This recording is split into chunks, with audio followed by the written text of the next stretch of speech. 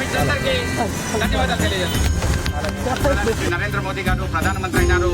అంతకు ముందు అటల్ బిహారీ వాజ్పేయి గారు కూడా 3 సార్లు ప్రధానమంత్రి అయినా మన భారత భూభాగంలో కొన్ని స్క్వేర్ కిలోమీటర్లు ఆక్రమణ చేసుకుంటే అప్పుడు పార్లమెంట్ లో అడిగారు, ఒక ఎంపీ అడిగారు, నెహ్రూ గారిని అడిగారు, ఎందుకు మీరు ఆ భూభాగం వదిలేశారు అంటే దానిలో ఒక గడ్డి ముక్క కూడా వెలగదన్నారు, గడ్డి ముక్క కూడా పెరగదు అన్నారు. అందుకే అటల్ బిహారీ వాజ్పేయి గారు ఆవేశంగా బాధతో అన్నారు, భారత్ को भूमि का टुकड़ा नहीं है, ये जीता जागता राष्ट्र पुरुष है। अटल जी ने कहा था ये वंदन की धरती है, अभिनंदन की धरती है, ये अर्पण की भूमि है, तर्पण की भूमि है। इसका हर नदी नदी हमारे लिए गंगा है, इसका हर कंकन कंकन हमारे लिए शंकर है। हम जिएंगे तो भारत के लिए, मरेंगे तो भारत के लिए, मरने के बाद भी गंगा में प्रवाहित हमारा अस्तित्व कोई कान लगा के सुनेगा तो एक ही शब्द बोलेगा, भारत माता की, भारत माता की।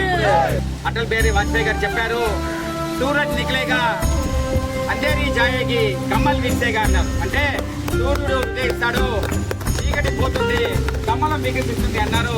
ఆ మహానుభావుని చెప్పిన మాట ప్రకారంగా ఈ రోజు భారతీయ జనతా పార్టీ భారతదేశంలో 18 రాష్ట్రాల్లో అధికారంలో ఉంటూ చనిపోయిన భారతదేశం కోసమే, చనిపోయిన తర్వాత గంగాలో ప్రవేశిస్తున్న నా అస్తికలు ఎవరన్నా చెవి పట్టుకొని వింటే ఒకే శబ్దం వినిపిస్తుంది,